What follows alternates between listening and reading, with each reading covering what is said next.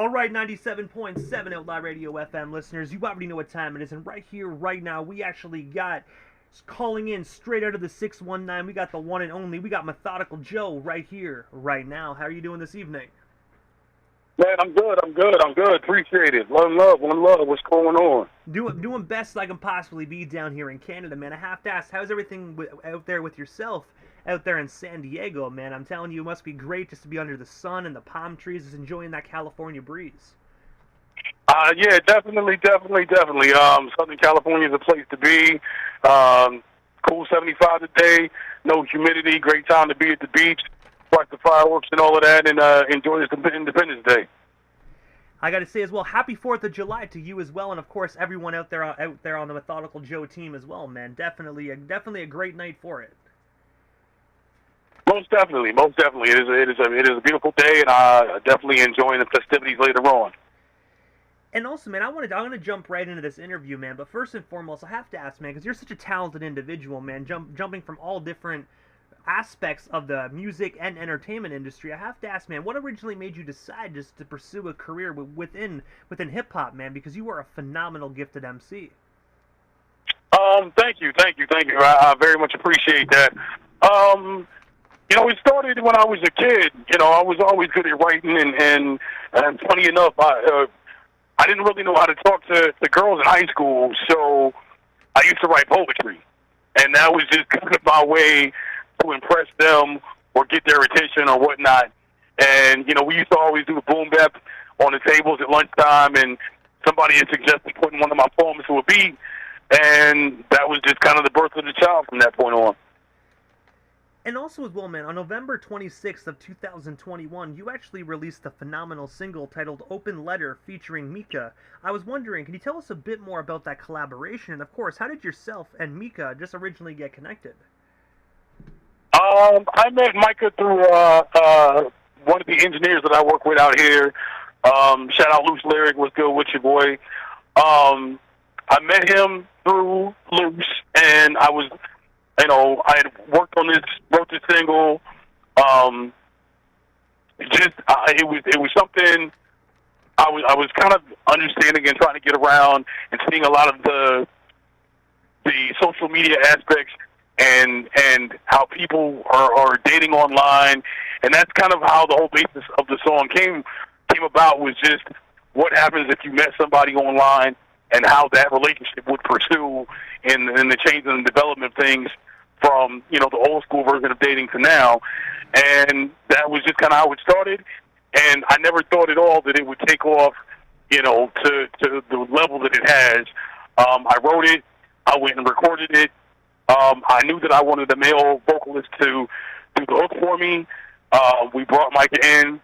We kind of wrote a couple things together, went to the lab, and just kind of knocked it out. And to this day, it's still reaching more heights than I ever thought that it ever could. And I gotta say as well, you guys definitely had phenomenal chemistry on that project. With yourself and Mike, is that the only time you guys are gonna work together, or do you guys have other plans to actually work together in the future? I'm always leaving the door open. My album is pretty much wrapped up at this point, and I wanted to. The goal with having this album was to work with more than one person, and I wanted a variety of individuals to feature on the album to showcase them and give a different flavor to all these different songs that I have. So him and I probably will work together on, I'm already getting kind of knee-deep into the second album, and there's definitely a possibility for him and I to work together again in the future. And also as well, aside from the music industry quickly, in March of 2020, you were actually featured on the Investigation Discovery television show titled Betrayed. I was wondering if you can actually tell our listeners a bit more about this, and of course, how did that opportunity on that television show come to be for you? Well, as well as a musician, I got into the acting game, again in high school, I was doing plays and theater and all of that. And then that was the reason why I moved out to California, was to pursue the whole acting thing. That opportunity it came about. My agent had sent me the audition, and I I was living in LA at the time, and I went and I did the read. A couple weeks went by, and they wanted somebody to do that episode happened to be filmed based on an incident that happened in the Atlanta territories, and so they wanted somebody with a southern accent. So I kind of had done some YouTube research and had worked on a couple different dialects. I went in, I did the read, I left, and honestly thought, I was like, you know what? It was fun, but they're not going to call me. And it was probably about 4 weeks that went by before I got the phone call from my agent saying that I got the role and to wait for the specifics from the casting director and all of that. So it was a surprise, definitely a 5-day shoot, and I had a lot of fun with it. Yeah, and that's just how it all came to be, and had a fun time doing it. And the one thing I have to ask, man, because obviously investigation discovery, they like you mentioned, they focus on like incidents and crimes that happen. Was it very difficult, or like kind of like was it difficult for you to actually really do that role, just knowing that this actually happened in real life? Because I have heard stories that it kind of in a way traumatized the actors having to reenact these horrific events. Not really. The entire cast that was there, all of us doing all of the reenactments and whatnot, even the young lady that was playing the final victim, we all kind of gelled very well together, and it was a couple of late nights. I remember the first night shooting we shot from 7 p.m. until 7 in the morning, and it just, I think with the gelling of the cast for that particular episode, it kind of helped everything. It did get a little bit, I guess, I wouldn't say traumatic, but a little intense when we were doing there's a lie detector scene in there with me and I think 3 of the other actors, and when they were questioning the suspect in the interrogation room, it got a little heated for a little bit, and it got a little sticky to go through all of that. But at the end of the day, you want to deliver something that's authentic and real. So we did what we had to do, and it was like all hopes that it looks good in the picture in the end. And I got to say, I checked out that episode as well, and I got to say, you definitely did a phenomenal job on it, man. Definitely a phenomenal actor. Thank you. I tried. It was, like I said, it was fun and it was some work, but thank you. I'm glad that it to anybody that ever watched it, glad that it came across well and believable, and that folks tuned in. And also as well, going back to the music side of things, man, you are currently in the Next Up competition that's actually hosted by the legendary DJ Khaled. I was wondering, how did that opportunity come to be for you? And of course, how can our listeners actually get more involved and of course vote for the one and only Mythodical Joe? That came about because I think I actually saw there was an ad, I think, that it popped up on my Instagram, and I was like, oh, well, let me check this out. And I went to the website, I saw what was going on, I registered, and, decided to submit open letter because they were asking for videos and or, just regular tracks. And I was like, well, why not? And so we submitted the video, and, we are in the 3rd round. It ends on Wednesday, matter of fact, and they are picking, I think, the top 5 individuals from the 200 groups to move on to the 4th round. And just encouraging anybody that wants to get involved with that is you can either go to my Instagram, my Facebook pages, Twitter, my TikTok, all of that has the voting linked in all of my social media. You click on the link. There are ways to pay to vote, but if folks want to, everybody is entitled to one free vote. So if they scroll down to the bottom of the page, you have the ability to vote once for free. And, just telling everybody and all my listeners, all my fans, friends, family members, I didn't expect to get to the 3rd round, so that has been fun in all itself. But, everybody that wants to and can, please get out there and vote. And hopefully I can make it to the 4th round and beyond. And I have to ask, man, do you know how many rounds of this competition there is? Is there like 5, 6, or is it just kind of 4 rounds? There will be 4 actual rounds. There are, I forgot what they started with, but right now there are 10 individuals in groups, and I think there are 200 groups in total with 10 people in each group. And they're going to cut those 10 people into 5 for the 4th round. Then there's going to be a semifinalist round and then a finalist round. And I think in the finals, they are taking the top 3 people, and then from those 3 people, they will pick the winner. So I am in a group of 10 and hoping to make the top 5 of my individual group. So anybody and everybody out there, go to my Instagram, Facebook, Twitter, TikTok, all of that, and vote, please, and we'll see what happens next. And also on February 11th of 2022, you actually released the amazing single titled You that's actually featuring the Crystal Love. I was wondering, could you tell our listeners a bit more about this most recently released single? And of course, how did yourself and Crystal get connected? That was another a good contemporary song that I had wrote. Just it actually came from somebody that I used to date, and again, kind of turning poetry into music. And shout out to DJ Breck who did the beat, and shout out to the Sound Lounge and everybody over there that I work out of at this point. And my videographer, who actually shot the video for Open Letter, had reached out to me when I was looking for somebody for this track, and said, I've got a female that you might want to be interested in. She came to the Sound Lounge, and I wrote the hook for her, and she went in and did her thing, and it was amazing, and it came out great, and that's how the single was born.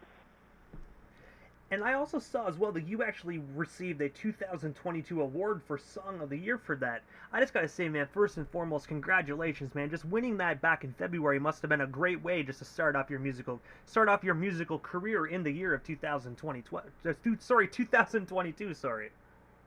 Yeah, it was definitely an honor to get the award. It kind of came out of nowhere. I really wasn't expecting that, but very much appreciated to the fans and everybody that was involved in helping me get there.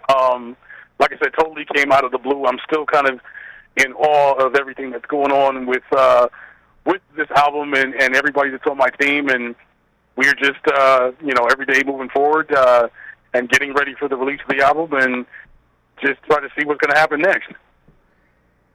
And also as well, man, I actually have that song currently right up here in rotation, so the moment we actually sign off for this interview, I'm going to make sure that it plays immediately following this broadcast right here on 97.7 FM. So if the listeners didn't get the opportunity to hear it, they definitely will get the opportunity here tonight. Thank you. I'm very, very humbled and honored. I can't thank Crystal enough, DJ Rec, who did the beat, the Sound Lounge in general, Ty, who did the album cover, like everybody that's involved. I'm always very humbly appreciated of my team to pick up the things that I'm not totally great at, because all I really wanted to do was write music. So everybody that's involved in that track and the entire album, much appreciated. Thank you to all, and thank you to you for playing the track, and it's much appreciated. And also as well, I know you mentioned earlier on within this interview that you actually just doing the finishing touches on your newest album that is actually set to release this summer. From what you are allowed to speak about, because of course it isn't released yet, what can the listeners actually expect from this up and coming Mythodical Joe album? There's a lot. The album is called Something to Say, and it's basically just that. I felt like I had a lot of things to talk about that were going on in society at this time. Between the racial tensions and the violence and the suicide and just a lot of things going on in this time that I felt were important to talk about. So there are some kind of heavy topics, but I think that they were done tastefully enough to gain the attention of the listeners and just get everything out in the open.